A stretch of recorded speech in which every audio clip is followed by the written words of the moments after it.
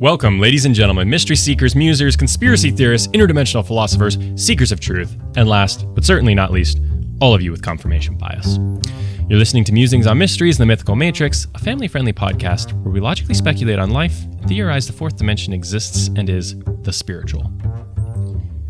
Here we're dedicated to pushing science, logic, and the Socratic method to their limits as we discuss the mysteries and mythologies of the world. So, additional trigger warnings for this episode.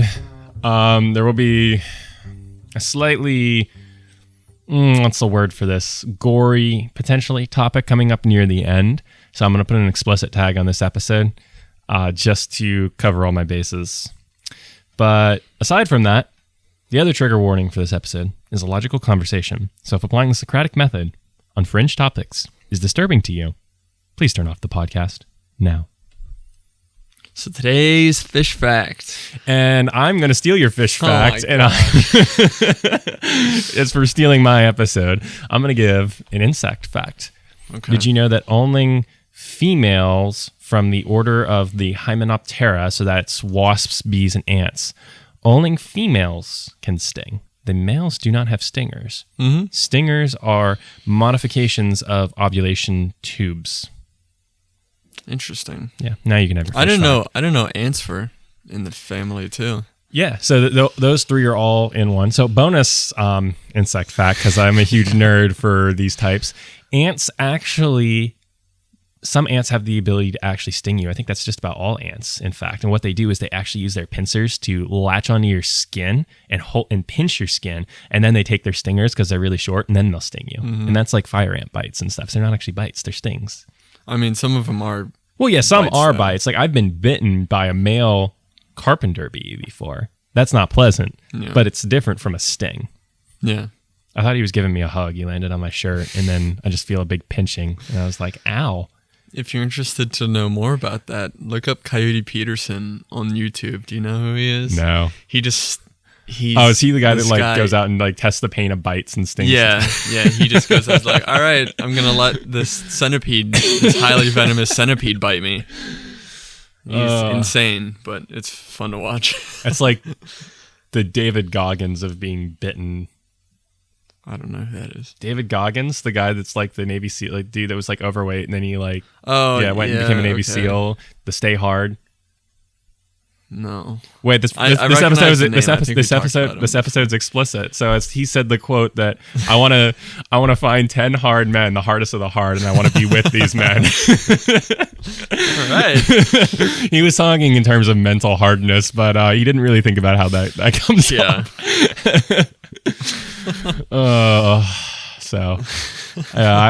Yeah. Anyway, so give us a fish fact. I will be polite and let you have a fish fact as well. I mean, I was fully content of just keeping it, but okay, well we can. All right, no fish fact. Nope, no fish We'll fact. keep it for a later date. Yeah, no fish fact then. Sorry, you have to tune in next episode. Yeah. I gave a bonus fish fact / creature fact for the last episode, so that's right. But we are quantumly transcending time right now. Oh my gosh, because not this again. No, because this episode will air after we've recorded that live episode. So, but the one that we're recording with our historian is going to be on Facebook before this, but on Spotify and YouTube after this. So it's like Schrodinger's cat, but for our episodes, where this episode both is and is not before that episode. It hurts my brain. So it'll technically be episode 19 that we're talking about, but those that tuned in on Facebook have already heard it. Yeah, they get special treatment. They do get special treatment. And maybe Instagram. I don't know if I figured that out or not. I probably did because, It's been like 5 minutes since we recorded the last episode. No, but they're going to hear this like 4 days after the Facebook Live, like the listeners. So yeah, that's fair. So we're quantumly transcending time with them right now. We're like both past, present, and future all like tangled together. It's like we're both. I don't know, man. It's pretty wild. Trace is just looking at me like I'm on whatever drugs. Drugs you're on, yeah. It's called OCD and overthinking. You should try it sometime. It's not a fun drug. It's a sucky trip. I overthink enough as is. I don't need more. Oh man, You don't need drugs to go on a wild trip when you have neurospiciness. I go on unpleasant mental trips every day. Yeah. Anyway, all right. So let's bring it back to a serious point here. So I have a bunch of rants because let's talk about what this episode is first off, because we're just kind of there's no real direction for this episode.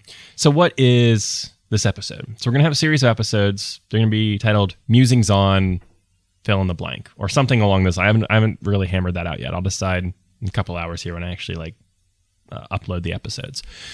But what we're gonna do is we're just gonna go down rabbit holes. We're going to have fun. We're going to explore stuff. So, Trace, do you remember that great conversation we started having around Serpent Mound and how we just kept building off of tangent after tangent? Yeah. That's what these musing episodes are. Okay. And I've heard some people that have tried to listen to the podcast don't like our tangents. A couple do. A couple don't. Well, get out of here. I think they already long have since stopped listening. So, but this is going to be very much a tangential episode. So it might be fun. It might not be fun. So give it a shot. See if you like it, Okay. Yeah, so that's what this episode is. So we have a whole bunch of directions that we can go, Trace. First off, we have that follow-up of the fourth dimension spiritual and how that could even be tested. But I also have a lot of other rants. And I have some questions for you, and I have some topics I want to explore with you. Okay. So where do you want to go first? Do you want to hear some of my rants and get those out of the way? Do you want to talk about how to test the spiritual? Or do you want me to ask you some questions? Surprise me. All right. So we're going to start off with a rant. Okay. Because I like ranting. I think the listeners can tell I like the sound of my own voice. Yeah. So you weren't supposed to agree.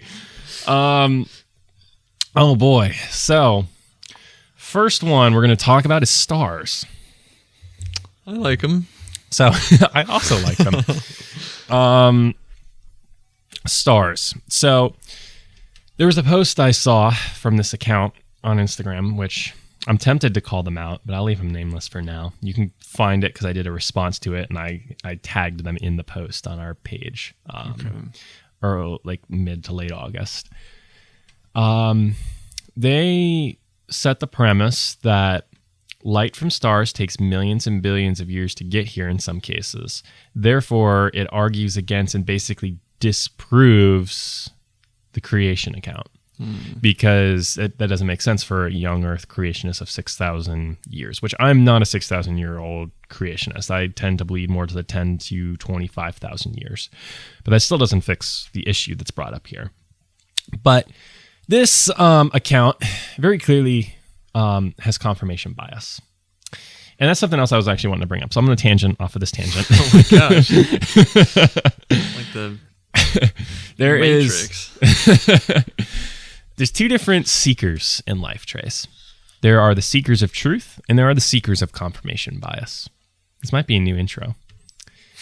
I don't know. This could be a new intro brewing here. But there's seekers of truth and there's seekers of confirmation bias. You either are seeking out one or the other. You're either seeking out to find the true answers, or you're just seeking out to prove whatever theories you have without doing much research. And I think to some degree, everyone's going to be guilty of confirmation bias. Some. It's inevitable. And everyone is also going to have some seeking of truth. Some. But it's a spectrum, and it's where you fall on that spectrum of whether you're a seeker of truth or whether you're a seeker of confirmation bias. And I very much strive to be a seeker of truth. That's why I don't have issues with people disagreeing with stuff on the show and bringing a logical argument to the show. I'll welcome a logical argument, but if all you're going to do is use logical fallacies and throw them at me, I'm just going to sit back and laugh at you and tell you you're using logical fallacies. But yeah, so let's circle back to stars here. So this account is very clearly a seeker of confirmation bias. It's reasoned reality on Instagram. I'm going to call them out. Okay. They're neither reasoned nor based in reality because they routinely use logical fallacies. It's ridiculous. I'm going to start calling them out a lot more on Instagram because it's irritating to me. But they suggest the premise that light traveling from stars is an issue for creationists and that it disproves it and it proves a old Earth. But that's not a logical argument at all. They very clearly failed to apply the Socratic method to the side they disagree with, Trace. Because when trees were created, so let's take the literal 6-day, 6,000-year-old creationists. When the trees were created, on, was it day 4, I think. How old were the trees? I can't really remember, but I would assume that they're full grown. They're full grown, but what does that mean for a 1-day-old tree? Because it's only been alive for a day. Yeah. Is it a fully mature tree? So I asked you a trick question. I think so. I asked you a trick question there. So it wasn't a little seed that was in the ground, right? Mm-hmm. It was a fully grown tree.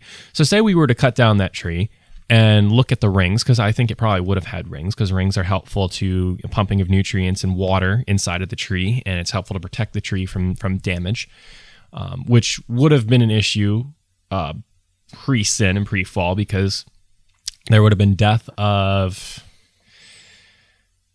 arguing from that literal 6-day, 6,000-year-old creationist perspective, there would have been death and dying of plant life. There wouldn't have been death and dying of biological mass like mammals. So tree rings would have probably existed. It's a safe assumption, I think. But you go count those tree rings, it might have said that it was like a couple hundred years old. Mm-hmm. But in reality, how old is it? It's just a day old. It's just created that day. So this account, Reasoned Reality, really failed to apply the Socratic method here to look at what the creationist perspective would be, because you could argue this is everything that happens in creation within the biblical creation account, and then would also include light from stars, to where God would create the light from stars reaching Earth at an exponentially multiplied rate, because God's creating a mature creation. He's not creating an infantile creation where, oh, I created it, but no, I can't change the laws of physics, so I've got to wait 10 billion years for light from all the stars to reach Earth or whatever. No, God would have just been like, boom. Like, at least from the creationist perspective, like, because that's the Socratic method. If you're arguing from that perspective, then yeah, you kind of have to assume that it's already going to be there. It's going to be a little fast forward in time, or exactly however they're going to do it. But if you're looking at it from the science perspective, then yeah, it's like the same things you were kind of saying. It's just, you can't do science built off an assumption. Right. So it's an issue for creationists in a sense. It's an issue that's hard to reconcile with science, but this account is presenting it as, oh, this is like almost proof that young Earth creationism is wrong and millions of years is right. It's like, no, you failed to apply the Socratic method to understand the creationist perspective then. Yeah. And that's a big issue. It's very disingenuous. And that's just taking the one side of the argument. Exactly. Confirmation bias. And that's all this account, well, maybe not all, but it's most of what this account does from what I've seen. So you'll be seeing me do a lot more videos where I'm calling him out on our social Billy media. Carson. Yeah, oh man, no. Don't get me started on Billy Carson on a tangential episode. That's going to be a mistake. Oh boy.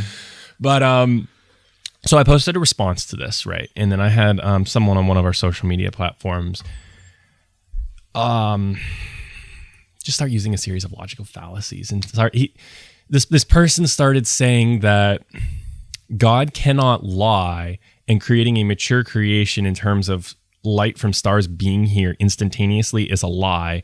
Therefore, the earth is old.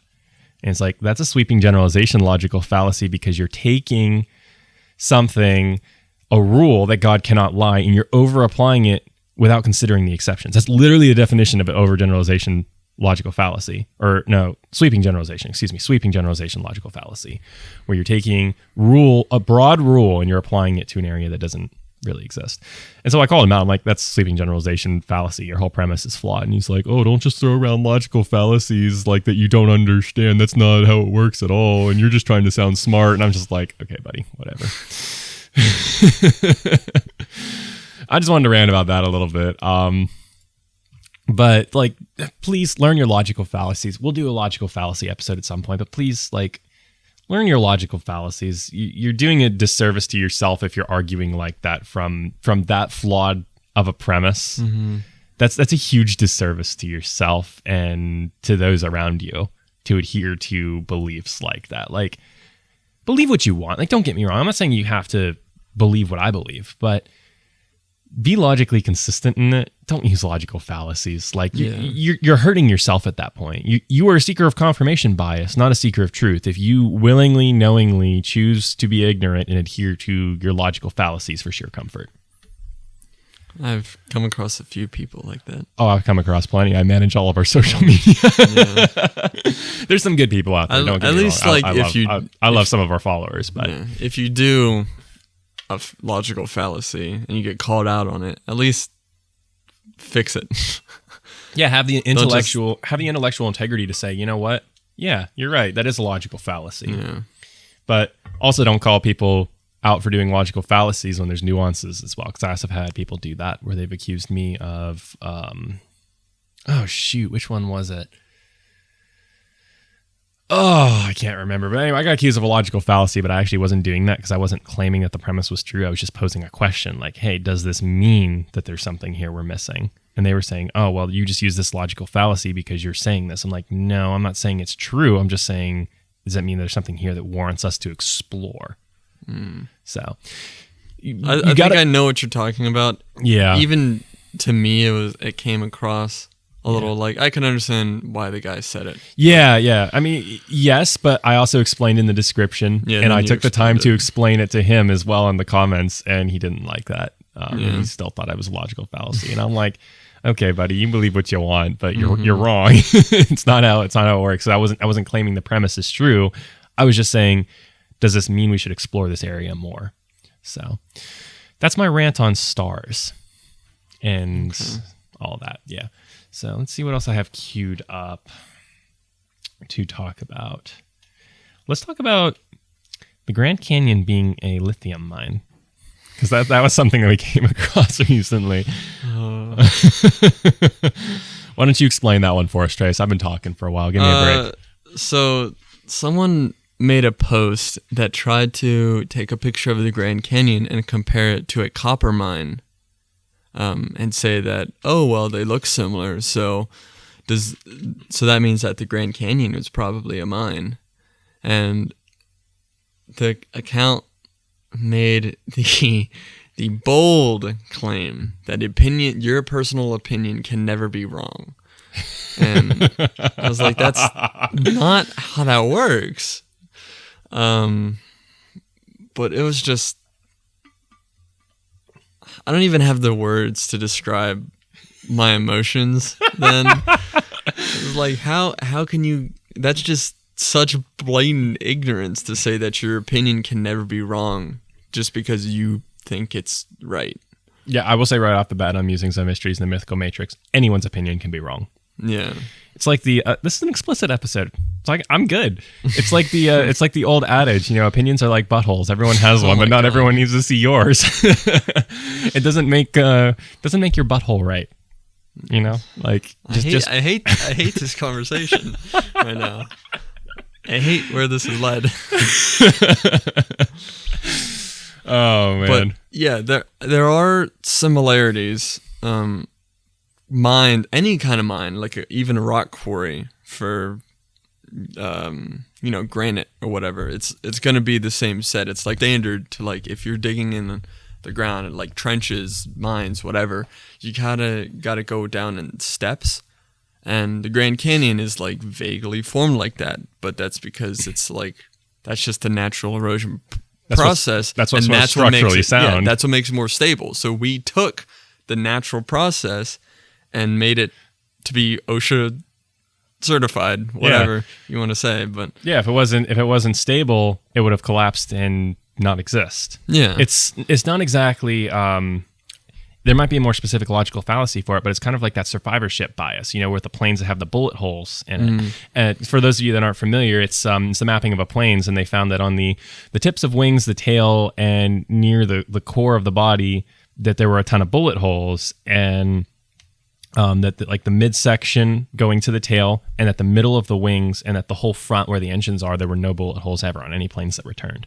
And so they said, oh, we need to up armor the tips of the wings, the center mass of the plane, and the tail, because that's what's getting all the shots. But actually, that's survivorship bias. Mm-hmm. You have to look at where the bullet holes aren't. So the middles of the wings, the middle of like the ship going to the tail, and the cockpit and the propeller area, like the engine area, those areas, the planes that survived never had bullet holes there because the plane got hit there. it went down. Yeah. So this is very it might be more another logical fallacy, but this does sound very similar to survivorship bias, where you're assuming something just really quickly, but actually there's a very different explanation. Yeah. So that was kind of like something that came to mind here as we were talking. I'm like, yeah, this sounds like survivorship bias. Like you're assuming, oh, that this is a mine because they look the same, and actually we just based it off of how the Grand Canyon looks because that's what's most structurally stable. It's like it's probably a more specific logical fallacy, but that's definitely a fallacy there. That being said, it's not false that we're about to take an ad break. And we're back. I might not have the same voice as my co-host here, but what a shame. I just want to say that your opinions can be wrong. Your opinions do matter. We care about your opinions, but we will tell you if your opinions are wrong. Yeah. There is credence to say that your subjective feel, like you feel whatever you feel. You have to accept what you feel in your reality. But you also have to realize that your reality might not objectively line up with what is actually going on. I'm gonna put on my psychology hat here because I'm a psychology nerd. People, there's different ways that people will perceive things. Some people perceive them very subjectively. Some people perceive them very objectively. I'm trying to think. A good example of this would be if I held the door open for Trace, let's say. I'm objectively just trying to be a good friend, show a good gesture, be polite.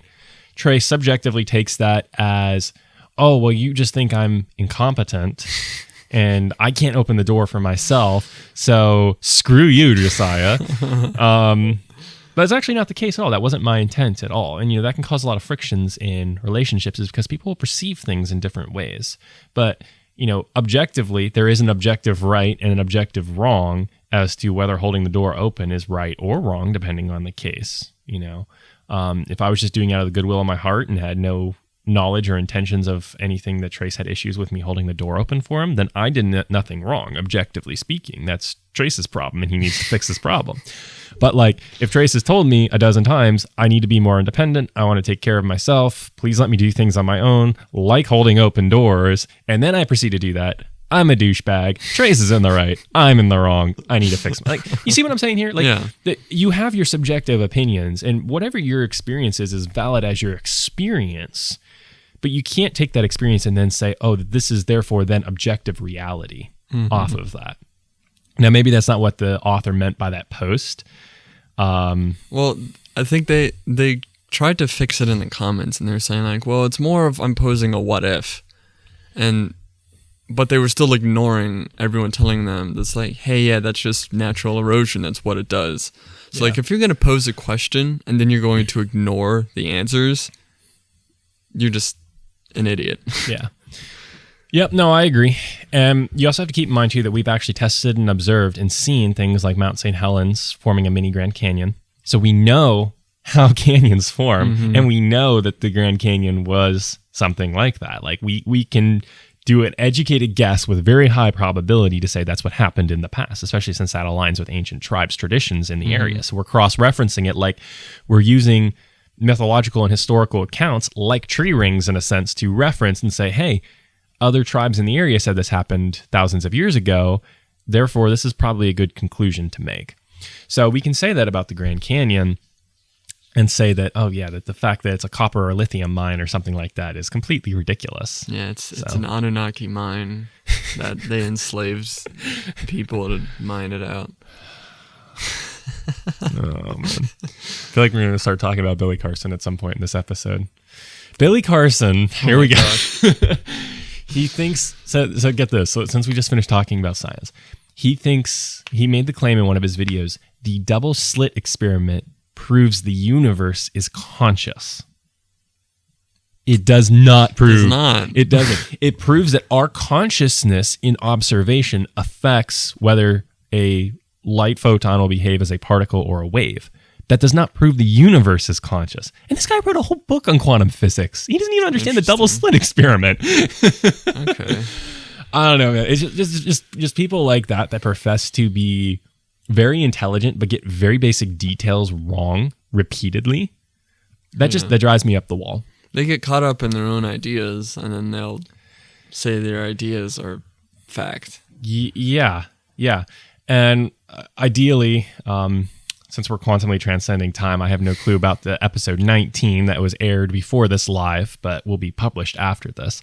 I'm going to talk a little bit about Billy Carson and the higher criticism with our guest, but I don't know.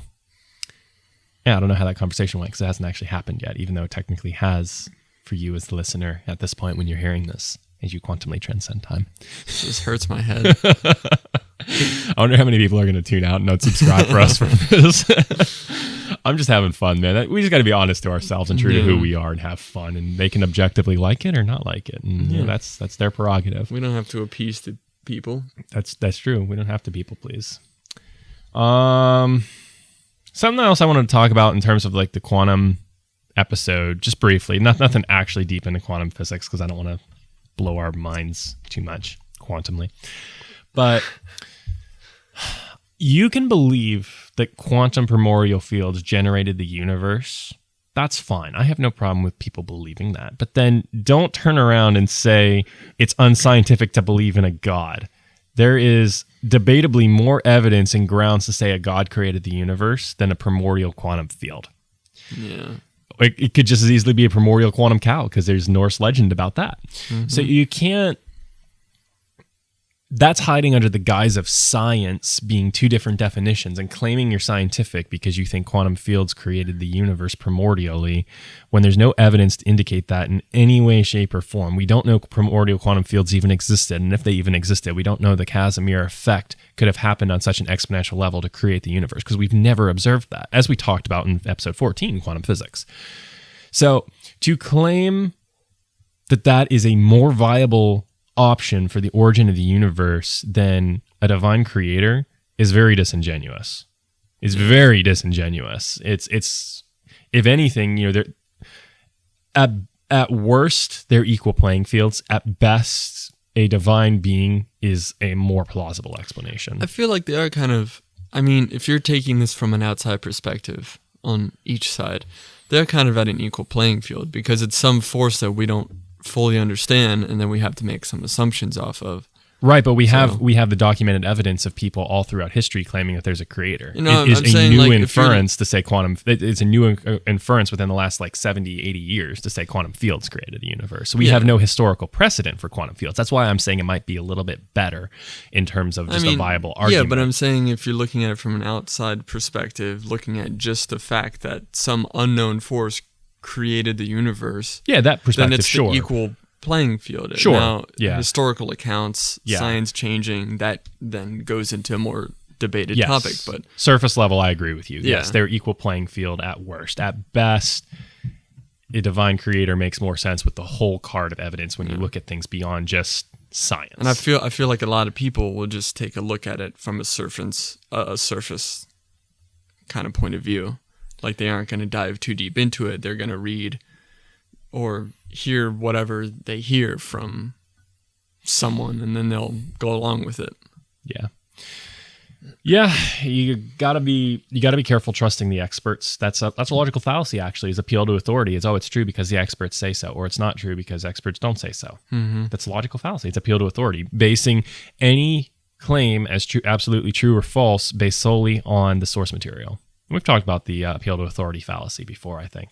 I'm sure we have. Yeah, but you've got to be careful of that as well, and that's why you've got to do your own research. And I've gotten scoffed at because I'm very skeptical of the way that a lot of modern quote unquote science is done. Where I trust science, but I don't trust quote unquote science. Mm-hmm. They're defined as the same thing, like we talked about last episode.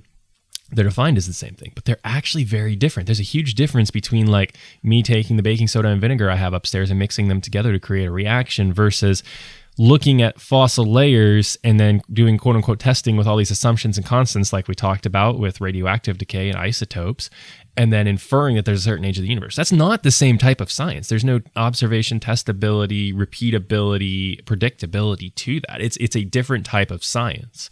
It should, honestly, in my opinion, it should have its own name because it's deceptive in appearance when you're presenting something like dating methods as being the same science as something we can test and observe right now. Yeah, I mean, I don't know for sure, but like, I don't think that those scientists, they are I don't think it's maybe anyone's fault in particular. No, I think it's just a loss of like when you play telephone, it's a loss of what the definition of science means. Yeah. From like what's being proposed. I think then a lot of these scientists, they still use terms like, oh well, we think it's this, or we came to this conclusion with these tests. But then the media gets a hold of it and they'll put their own spin on it and make it sound like the scientists are, and we've talked about this before. I don't want to get political on here, but the media definitely has a lot of issues that I've actually firsthand, again, I'm not trying to get political here, but I have firsthand had instances where the media has gotten facts wrong about stuff that I've directly been related to, and they'll just present it as fact when they actually have no clue what they're talking about, and they are dead wrong on stuff, and they get details wrong. So that's important to keep in mind as well. And then that's part of the telephone game, is that scientists will be like, hey, this is a potential idea. We really don't know, but this is a guess. And then the media will get a hold of it and be like, oh, scientists, appeal to authority. Scientists are trusted in this country. They'll say, scientists have discovered or claimed this, and it'll get presented as absolute truth. And then the common layman or laywoman sees that and they're like, oh, so science has proven that quantum fields, existed primordially and created the universe. Not even close. And so it turns into this game of telephone thanks to the media trying to do their clickbait titles and their headlines so that they can get more attention and views. So the media is definitely an issue, not just for our country, but I'd say for the whole world. Media is a business. Yeah, but how information is presented is huge. Yeah. It's huge. And that's why like having a podcast like this is so awesome, because we can talk about and present the information as we see fit, not with the spin that media often likes to present stuff. Yeah, but we're also putting our own spin on it too. We come from our own worldviews, but we've addressed those worldviews in the beginning, and we were explaining things. You nor I have hidden the fact that where we come from. That was the first episode. Versus like the media just cares about publishing stuff and getting their, even if they get their facts dead wrong. If I don't know something, I told, like the last episode we did, I said I don't know or I don't understand certain things. We had to pause the whole episode just so I can understand the simple concept of isotopes. So this is an honest, you're never going to be perfect. You're going to miss stuff. But at least I, and I'm sure you do too, we strive to be as genuine and authentic as we can with the information we know versus what we don't know. And the media doesn't always align with that. And so that's where you have to be kind of cautious when you're looking. Anyway, that was an interesting rant. Let's take another ad break so that the media can tell you something. And we're back. Ladies and gentlemen, mystery seekers, musers, I am not using my sultry voice for this return until right now. And we thank you for tuning back in and joining us on this episode, where you hear Trace and I rant and muse about life, liberty, and the pursuit of knowledge. Okay. All right. No, that had no script. I just came up with that on the fly. So we are going to... We're going to prelude a conversation that is incredibly near and dear to my heart. In fact, it is probably one of the most passionate subjects for me in regards to the topic field of musings on mysteries in the mythical matrix. In fact, I'd say it is. I'd say it's this and this and dinosaurs are the two things. They're tied, I'd say. Interesting. I don't know if they're tied. Coming from an outside perspective, you tend to talk about one a lot more than dinosaurs. Because this one's a lot more plausible to theorize about. I've already figured out the dinosaur idea. I'm talking too vague. I've got to explain this now. So okay, there is. You know what? No, I'm just going to leave it at that. All right. Let's dive in here. Okay. So we're going to talk about a prelude to the conversation on Atlantis. We're not going to actually talk about Atlantis in this episode. We will allude to the topic. I may throw out vague quotes from Timaeus and Critias, the two dialogues that Plato wrote on the topic of Atlantis, which is our main source material for Atlantis, which is incredibly thorough and has some very interesting insights to bring to the table. But I digress. From here, we're just going to be exploring geographical causes that could have led to the destruction of Atlantis, or at least one potential geological cause. So that being said, Trace and I were talking. We were about to play Helldivers a couple weeks ago, and he got his geology nerd hat on because he liked this section of geology, and he was talking to me about potential theory for stuff with trenches in regards to Atlantis. So he was so dedicated to it that he literally screen shared and was showing me stuff on Google Earth. So I figured, you know what? We should save this and talk about it for in person. And then I thought, later next week, because we forgot to talk about it in person, I'm like, we should just put this on the podcast. Let's just talk about this on the show.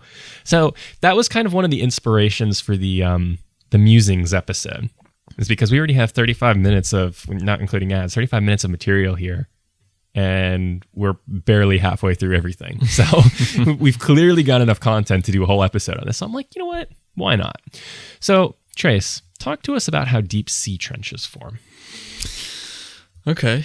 So I guess I'll just kind of give a basics of plate tectonics, because it's hard to just define one without kind of having an understanding of the rest. So plate tectonics, well, first let's get into this. The ocean has multiple, or not the ocean, the Earth has multiple layers. We are on a very thin outer core, not outer core, but like we are the crust, and then there's a mantle underneath of us, and then there's inner and outer core beneath that. So we're just going to be focusing on the crust here. So there's two types of crust. There's oceanic and continental. Continental is not as dense. Well, oceanic is denser and thinner than continental. So if you kind of imagine,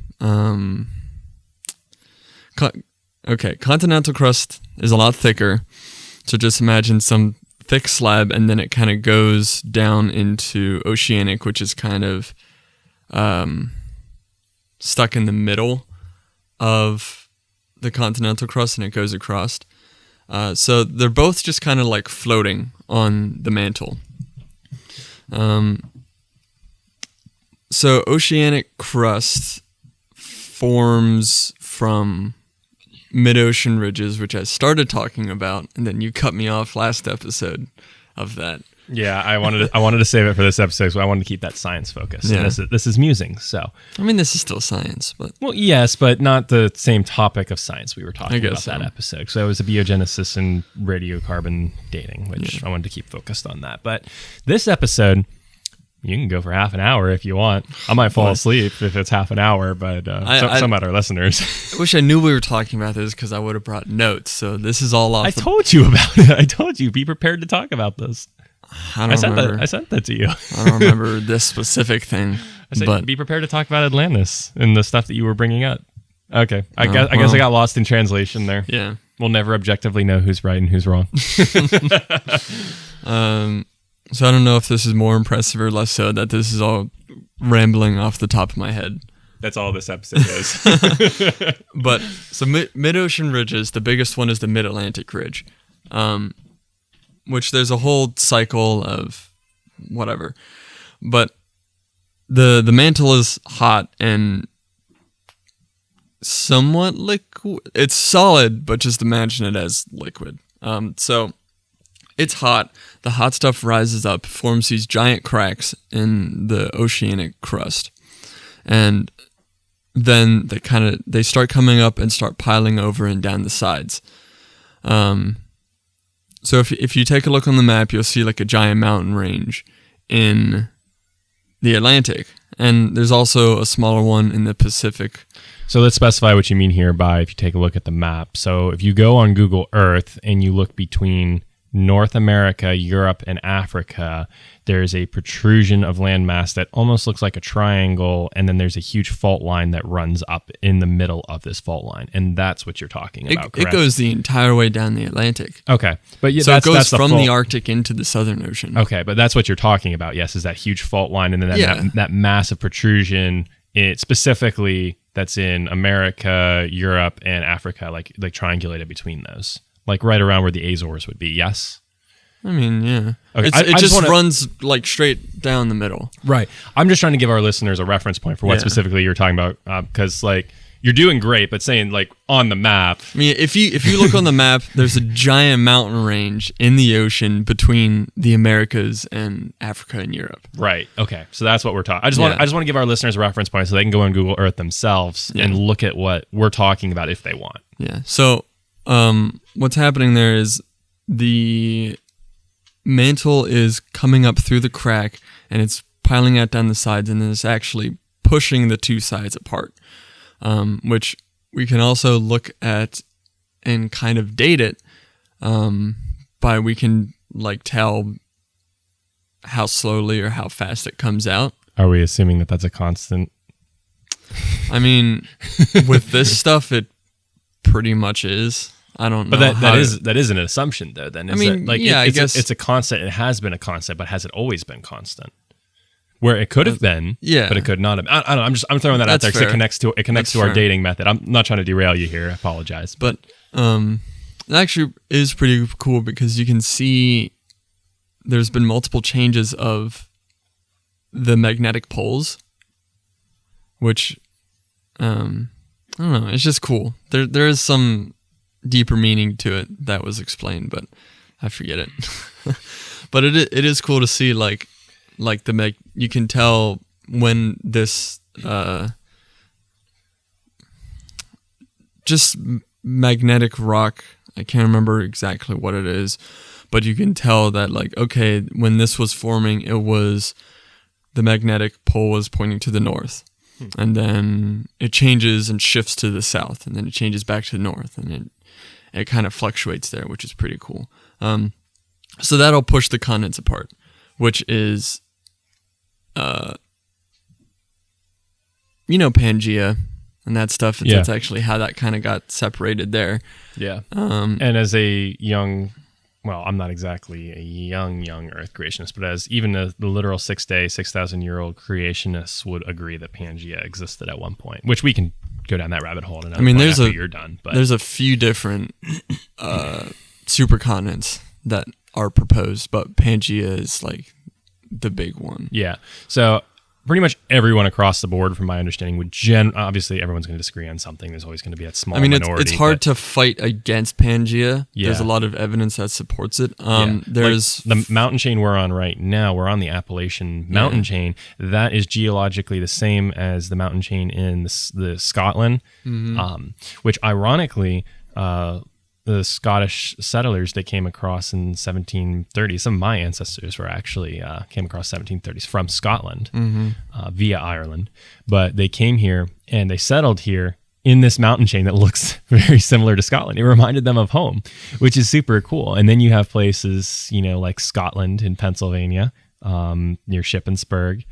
You have Caledonia State Park in Michaud State Forest. Caledonia is the Gaelic word for Scotland, I believe.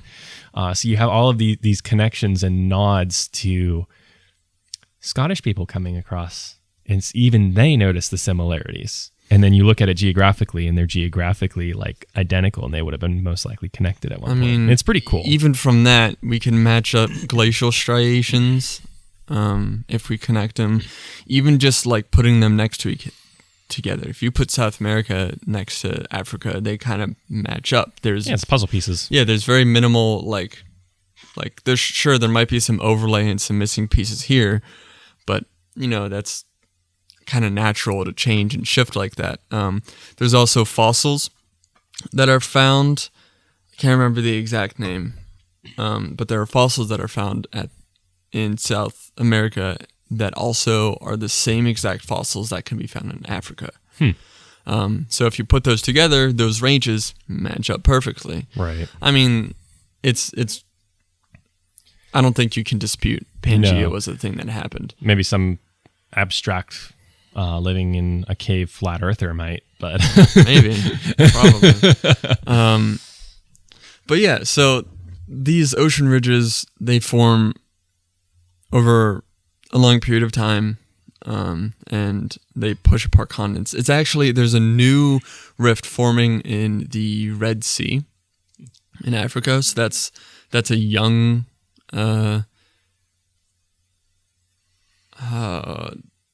shoot, what's it called?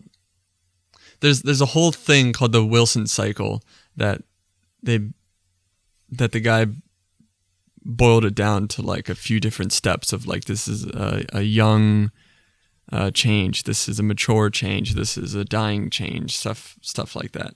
I mean, describing it like that's sufficient. You're doing a good job for this being off the hip on the show. You didn't prepare for this. So, I mean, and you're doing great. I'm fine with it.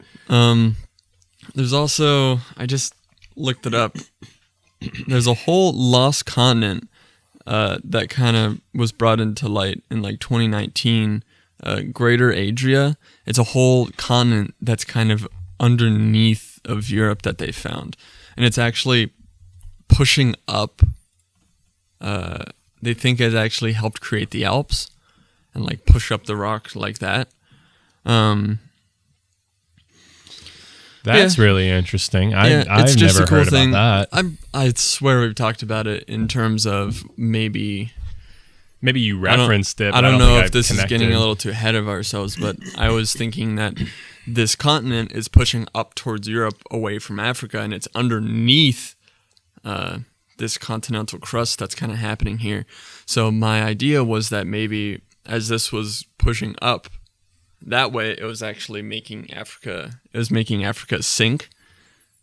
And so that could have, or like maybe rise up or, whatever else, and it could flood or Okay, so it looks sink. like this is sitting in from Spain to Iran, yes, and kind of sitting in the Mediterranean a bit. Okay, that's interesting. I didn't know that. Yeah, so tectonic plates are, it's hard to quantify really because it's on such a big scale, but it's pretty cool stuff. How did I not know there was an eighth continent? I think there's another one too that's like a lost continent kind of deal. That's wild. I don't know what that one is though. Yeah, that's cool, dude. That's pretty cool. But yeah, they have an iPhone case that displays this off of a rough Pangea split. I'm looking at pictures of this right now. But yeah, so this is a divergent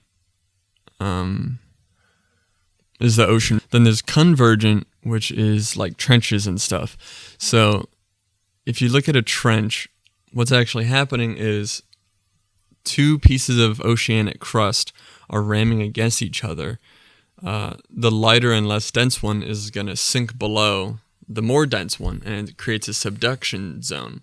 So the biggest case of this, of course, is the Mariana Trench. There's also the Tonga Trench, which is right below it, which if you look at the Pacific Ocean, towards the south near like South America and up in California, actually, there's a big canyon and trench there in Monterey Bay. Where I was born. Monterey Bay? Yeah, I was born in Monterey, California. Were you actually? I never actually knew that. was, yeah. Okay, that's cool. My dad was military and stationed at the DLI, Defense Language Institute. So I want to go to the aquarium out there. I think I was when I was like 3, so I have no memory of it. But Okay. Anyway.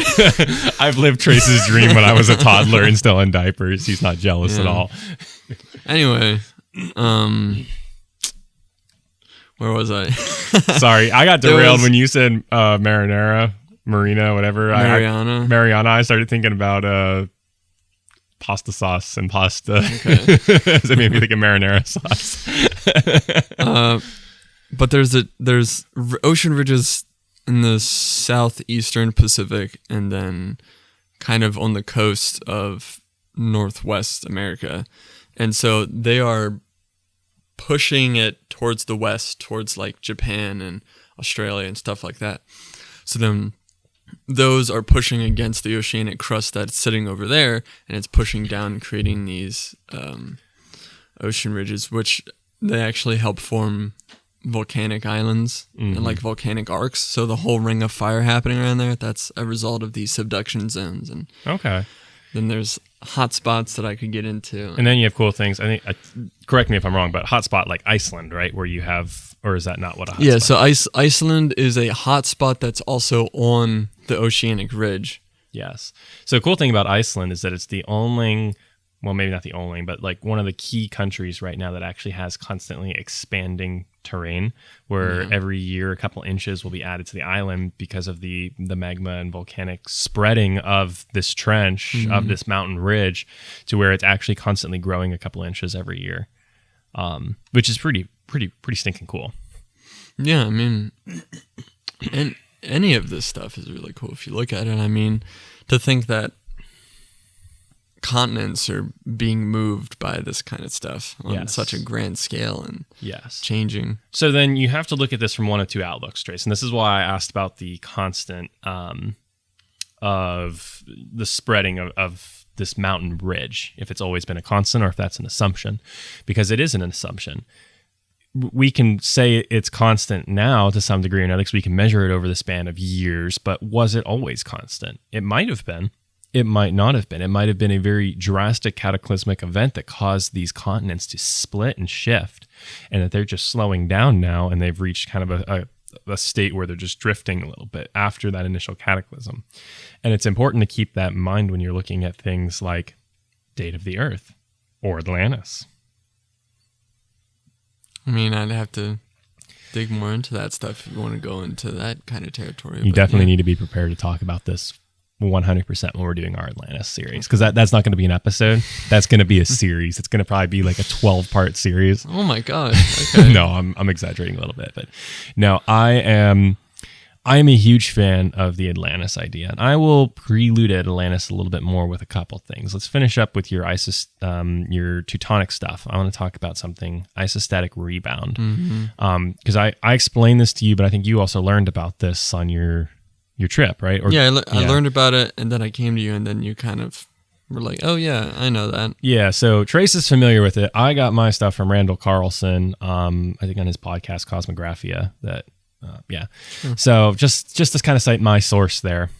Basically what isostatic rebound is that when you have these continental plates, the weight on these continental plates will affect how much they sink or protrude. So, I mean, like think about like, in terms of like something like the seesaw you used to play on as a kid. Yeah. If you got me, Trace, how much do you weigh? You're skinny enough, I can ask that.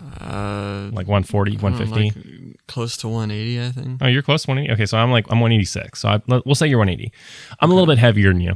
So if we both go out and sit on a seesaw, it's going to sink down to my end, not so much your end. Yeah. Then if we have like my daughter sit on one end, who is 10 months old, so she's like, I think like in the 20-ish pound range, versus you at 180, it's very clearly going to sink at your end. Yeah. And that's how the isostatic rebound works on a very large scale, where if you have a massive amount of weight, such as in an ice age, pushing down on continents on one side, it's going to make the other ends of the continent protrude up. Yeah, so an example of this would be right now in Virginia, it's actually sinking right now, and then like up towards Maine and stuff, that's actually rising, which I don't want to get too into that and sea level rise and everything there. I think that's a later episode that I want to get into it further, but pretty much the way it was explained to me was also pizza dough. Is that if you push down on one end, then the other side is going to kind of push up. Yeah, exactly. And then once so like the ice forms, it's going to weigh it down. It's going to tip the north side down, and then the south side is going to go up. And now there's not as much ice up there, so that's going to slowly shift back. So we're seeing that now. That is something that we can test. So that is pretty sound science there. Actual science, yes. You have to be careful about the assumptions in the past, but that in of itself is actual science, yes. But we are going to put a fault in this episode, drift apart for a minute, and come back to you after this ad break. And we have collided with you again, ladies and gentlemen, mystery seekers. I am glad our continents have brought us back together after that very long span of time. Of all of 2 seconds for our YouTube listeners and 15 to 30 seconds for our Spotify and other podcasting platform listeners. Thank you for returning. So, I'm going to shift gears here a little bit. I'm going to reference the idea of Atlantis loosely again. We're kind of setting the stage here a little bit. It'll be a while before we get to Atlantis. I think I want to hit on Greek myth before we get to Atlantis, because it's going to really help us appreciate Atlantis and draw comparative mythology connections. So I really want to hit on Greek myth before we get to Atlantis, and that's down the road a ways. Okay. But still, I love Atlantis. It's one of my two favorite topics, Atlantis and dinosaurs. So we're going to talk a little bit about Atlantis here. So the Iliad is a story of Troy. Troy from Greek mythology was thought to be a mythological location. It was thought to be fake, thought to be made up by the Greeks for a very long time, Trace. Did you know that? Mm-hmm. Yeah. And then someone took and read the Iliad and used terrain association with what is stated in the Iliad versus what is present on current geography, and they found it. They actually went and did excavations and found the location of Troy. So we actually know Troy was not only real, but we know where it is. And I believe it's somewhere in Turkey right now. Everything is in Turkey at this point. Yeah. Noah's Ark is in Turkey. Troy's in Turkey. Wouldn't surprise me if the Ark of the Covenant's in Turkey. Who knows? Aliens are probably in Turkey. I don't know. Yep. Seasonings in Turkey. Stuffing. Yeah, all that. Mashed potatoes. All right. Let's bring it back here. But so it's important to keep this in mind. Within recent past, people thought Troy was made up, and that it was stated in this mythological account in the Iliad, and it was found to actually be true. So it's important to look at that when you're talking about something like Atlantis. We're going to talk about Atlantis anyway because comparative mythology. It's even if it's fake, it's still worth exploring. But doubly so because Atlantis does not have any of the markings in any capacity, in my opinion, and in other people's opinion. Well, I'm not going to disclose whose.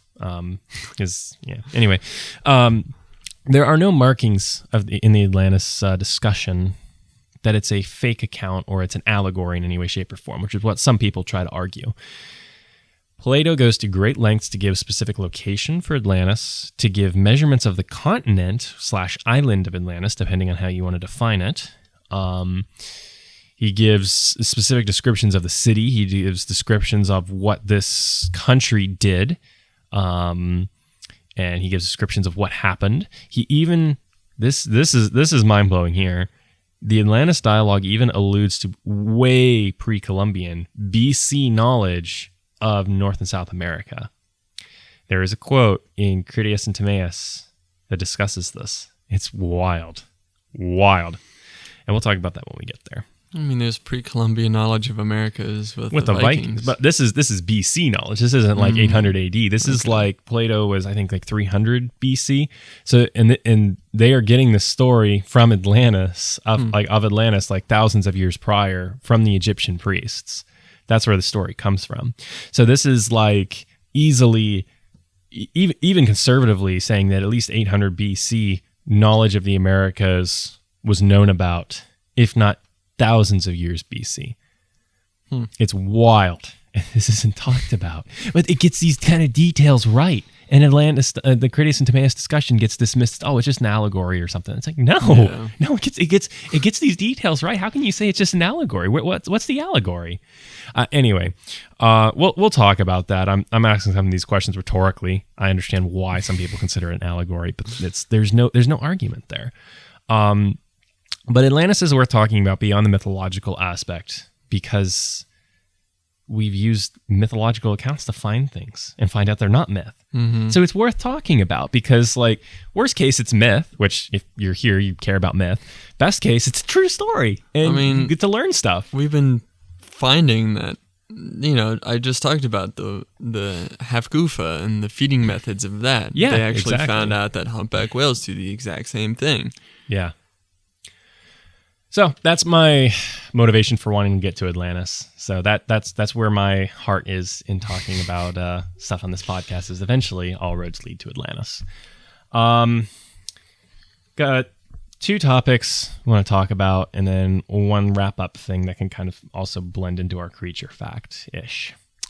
Do you want to talk about evidence for a flood first, or testing the spiritual?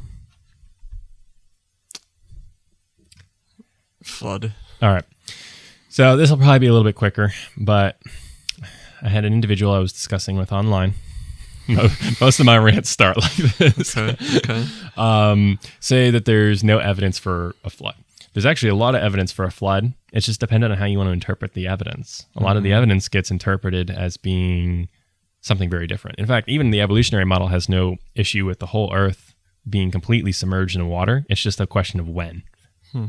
So whether it was by calamity and divine intervention, or whether it was just by natural processes of the Earth forming.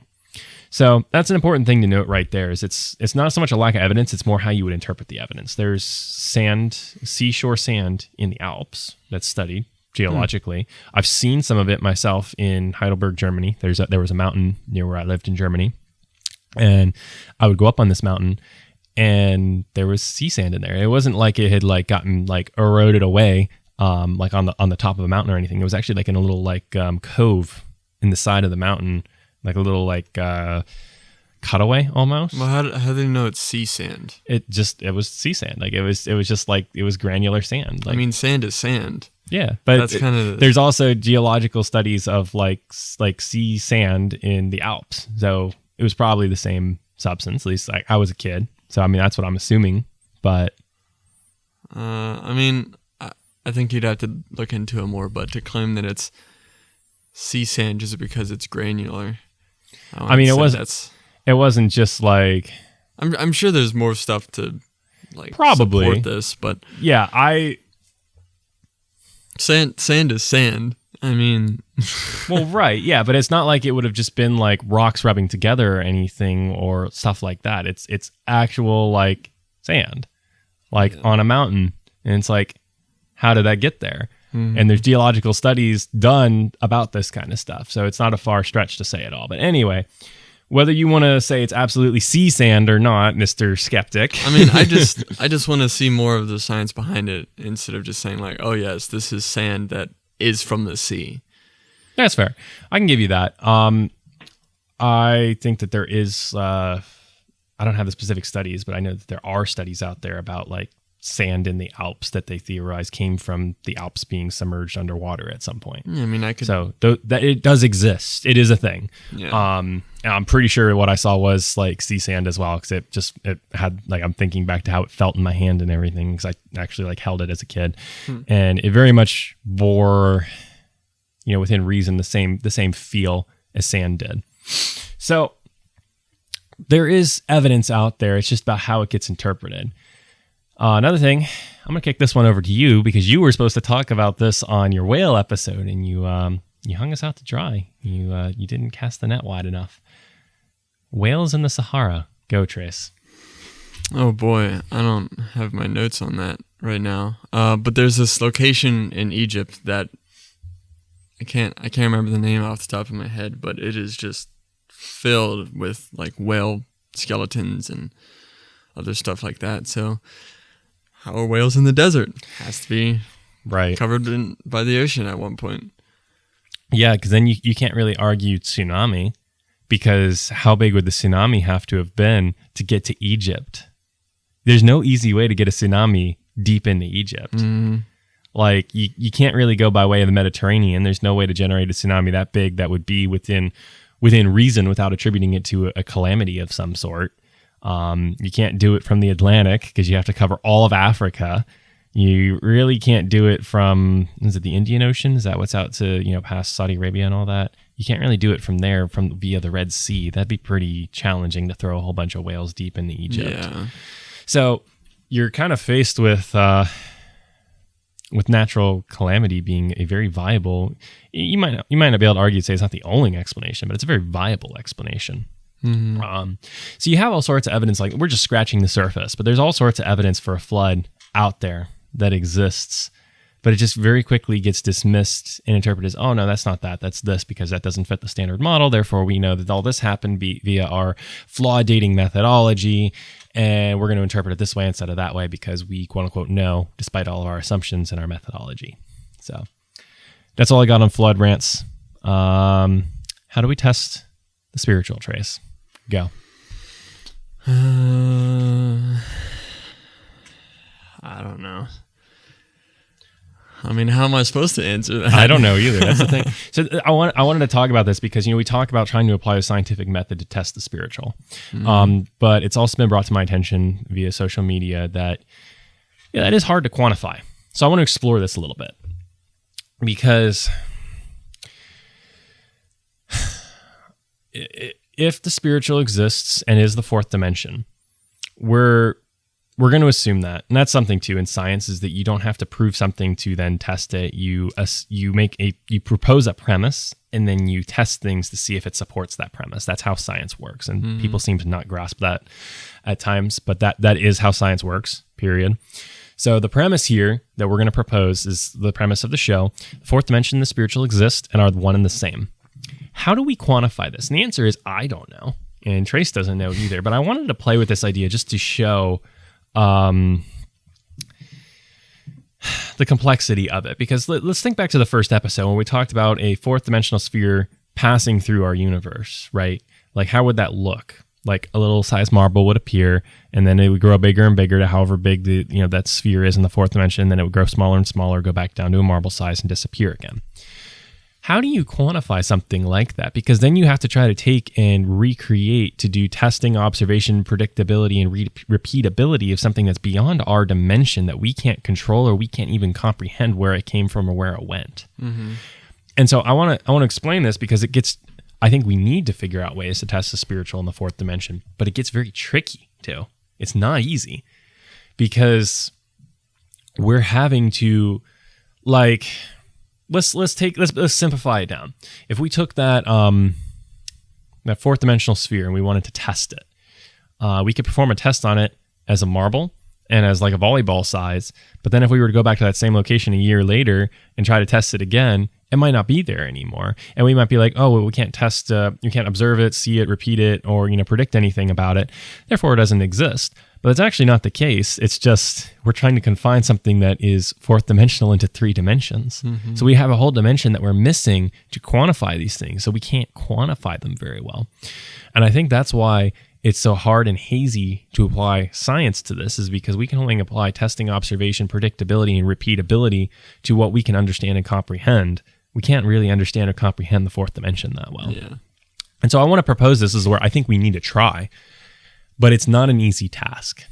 I mean, yeah, I think everyone would be in agreement to try and see if there's a fourth dimension. You'd be surprised. There was a lot of people disagreeing and saying we shouldn't even waste time trying. At least online from discussions when I was saying, hey, we should test and see if the fourth dimension or spiritual is one and the same and exists. And they're like, no, you've got to prove that exists to warrant testing. And it's like, no, I'm proposing a premise and I'm saying let's come up with tests to see if the premise exists or not. Yeah. That's how science works. But apparently people don't. Yeah, how do you prove it exists without testing to see if it exists? That was my thing. I was like, how is that supposed to work? That's not science. Like, I have to prove it exists to warrant paying attention to it. Like, okay, I mean, if you want to prove it exists, there's so many, like... So this was something you had sent me, was that there was like paranormal activity going on, and supposedly there was like that mapping software or whatever that was actually picking up on and putting shapes to the ghosts or something like that. Yeah, I mean, that's a common thing. What do you remember what it was called? No, you send that to me on Instagram? Yeah. Okay, say something smart. I'll scroll through our messages and find that. I'll try and get through this. Preface it. So there's this method that they use in like ghost hunting stuff where I've actually seen it before. I'm still kind of skeptical of my experience with it. But they basically take an Xbox Kinect and it maps out like your body movements and stuff. And so they'll put it in like dark rooms or whatever. And there's tons of footage of this like being recorded. SLS camera. Can you tell me what that stands for? No, I can find out though. Okay. So it just basically like pinpoints and maps your body out and movement. So they put this camera out there and there's footage of like a pillow being tossed, and you could see this framework throwing the pillow. Okay, that's interesting. There's been footage of a guy sitting on his couch, and then something like walks up right next to him and like touches him, and the guy's like, I just felt something. I mean, sure, it could all be done like post-production. Yeah. Oh, Whatever, yeah. You but- can edit anything, especially with AI these days. Yeah. But yeah, so the premise here is it's strained layer super lattice, which is a lot of fancy words I don't really understand, even as a drone photography, videography enthusiast. It's an IR detector variant of a camera. Yeah. So it's using infrared to, I guess, create different layers to the visuals around it to quantify, which is interesting then, because then you're catching the shadow almost of a ghost or something, which is really, really, really cool. And apparently there's ghost detector SLS cameras for like $600 available online. Yeah, they're expensive. They're kind of fancy technology, but even besides that, there's so many instances and cases of paranormal things happening, and it's been caught on tape. And like the evidence is, even if you want to disclaim the evidence, you have to see that, okay, this is a phenomenon happening around the world. There's thousands of cases of it happening, especially these days. So you have to just think that, like, okay, something's going on. What is it? But it's hard to really test what that is, like, super scientifically. So what they do is it casts out a speckled infrared pattern onto whatever the camera is looking at, and it'll use all those infrared dots to pick up on like micro motion. So it's like shooting a bunch of like minuscule laser pointer dots all around to a grid. I've seen those things before. Yeah, that's kind of what it is. Apparently there's issues with it being used for ghost hunting that people have arguments against.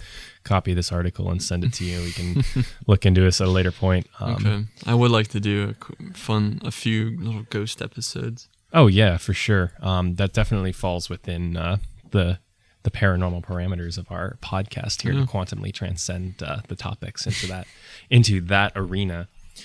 But yeah, so quantifying the spiritual, it's quite a daunting task, because then we have to try to confine things to our dimension that supersede our dimension, and science doesn't like that. Yeah. By definition, that's hard to do for science, since we're only confined to the third dimension. Another theory and direction that we can go is that, like, fourth dimensional shapes, such as like the tesseract, like there might be something more there where if we can really quantify that and understand that and figure out ways to apply that, maybe that would help us be able to understand how the paranormal would function. Yeah. It also might just not be something we can explain with science. It might just have to be a spiritual explanation for it. I refuse to believe that from the M-Quad theory. The whole M-Quad theory is that the spiritual existence is the fourth dimension. And so maybe we might not be able to comprehend it, but there would have to be a scientific explanation. It would just be the science of the fourth dimension, not the science of the third dimension. Yeah, but then how are we supposed to quantify that? We're just repeating the try. same question. I'm over gonna and over try. again. Yeah, I'm gonna try. Don't get me wrong. Yeah, I mean, yeah, there's so many things that you could really dive into on this, but it's hard to know and say for sure ways that you could quantify the spiritual and the fourth dimension, the paranormal, whatever your term for that may be. But I think we need to try. That being said, why is my phone not unlocking? There we go. Let's see. Yeah, we'll take a quick ad break, and then we're going to wrap up the show. Quantumly transcending your ear canals with discussions on Bigfoot tonight. Bigfoot. Okay. Yes. I hit Trace with this interesting thought. This is the whole reason this conversation here. I'm gonna count this as our creature fact. Yeah, I'm fine with that. Cool. I was actually struggling to find a creature fact. I was gonna do something Bigfoot related, but okay. Well, you can tie if it fits. Make it tie in. Weave a beautiful quantum Bigfoot knot. If it doesn't knot, then just release the thread. All right. So,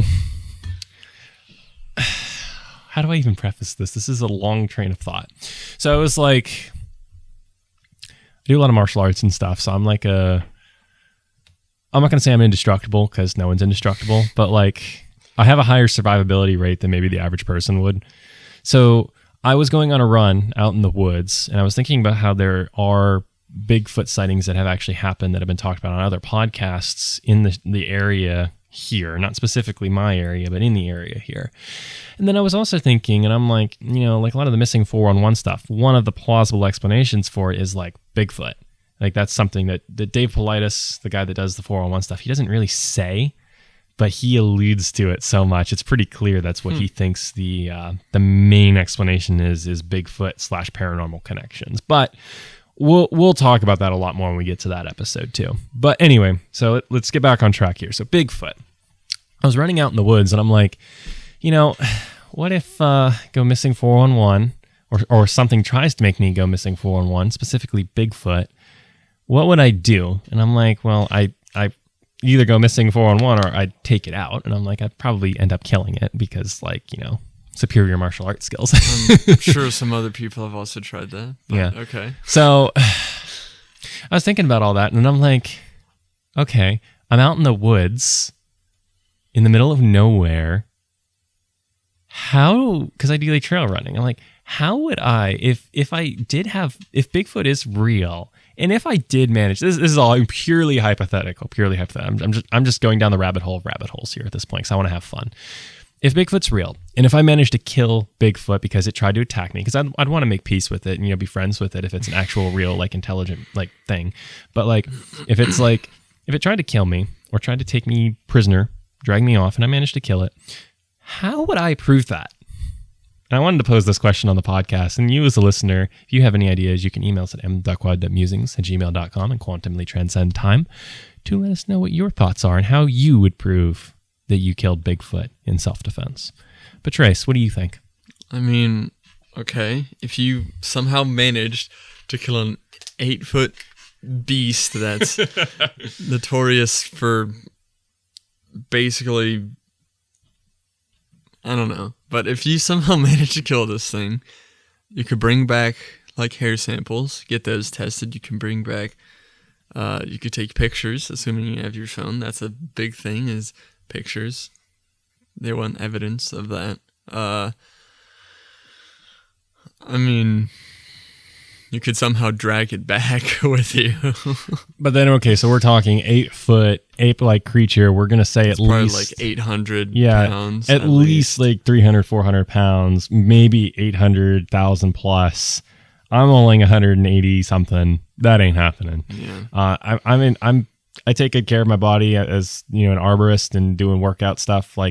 I'm in good shape. I ain't in that good of shape. Mm-hmm. Only Captain America is in that good of shape.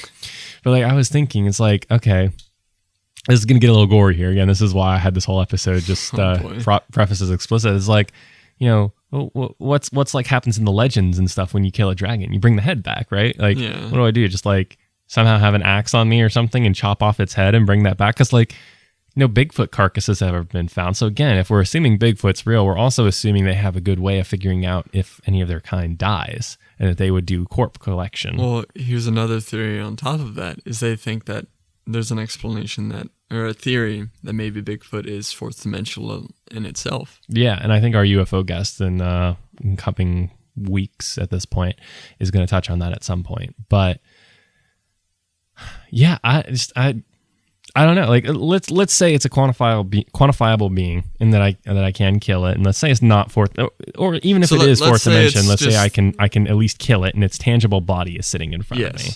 Let's at least say that, even if it's fourth dimensional, or at least can transcend the fourth dimension. Mm-hmm. It's I don't know. I was facing that question, and I'm because my mind just goes that way sometimes, where it's just yeah, what if the thing tried to attack me? Okay, well, how could I stop it? I could try this and this. Okay, so what if I managed to kill it? It'd be stand over the body, call Trace, be bring dudes. I need men to help me carry this out. 10 hard men.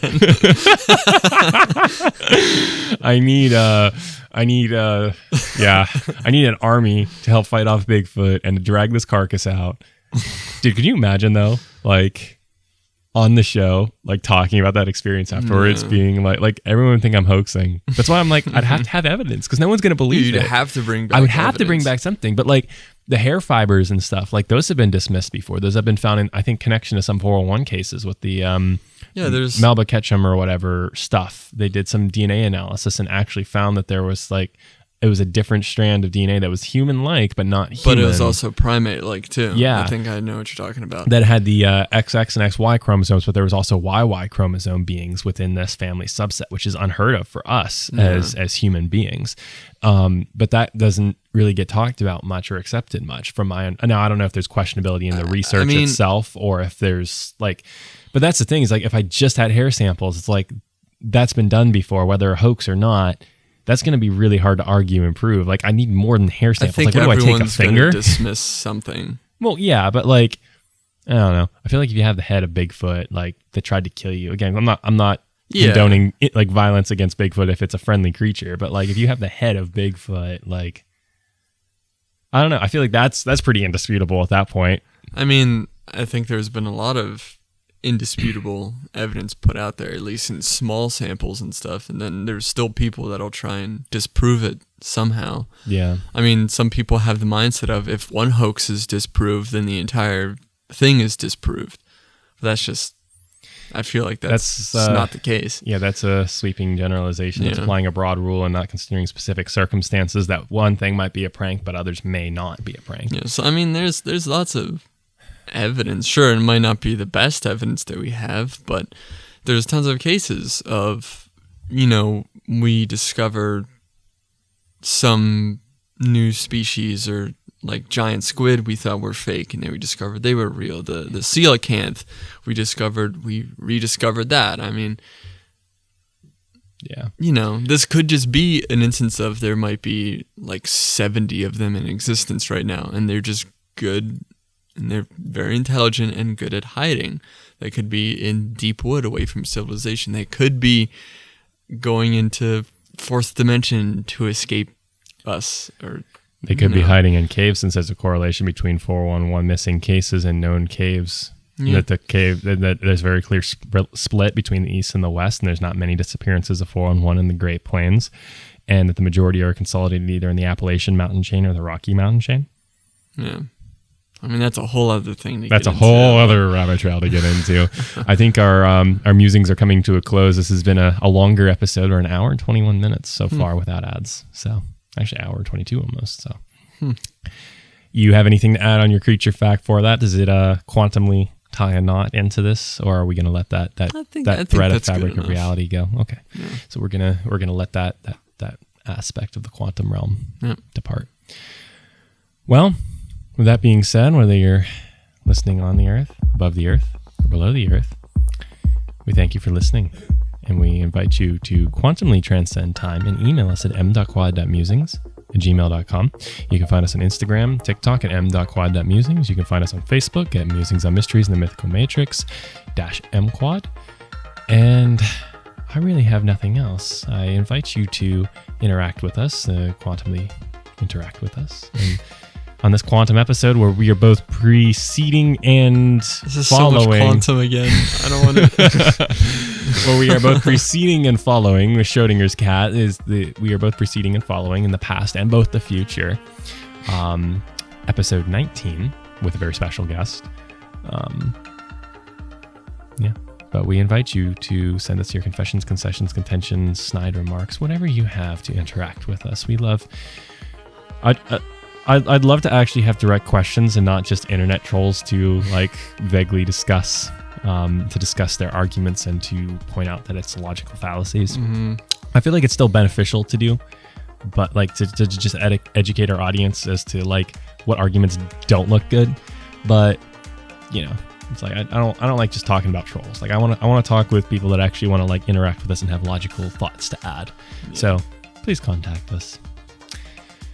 And I think that's all I got for you. So thanks for tuning in, and I hope you have a good night.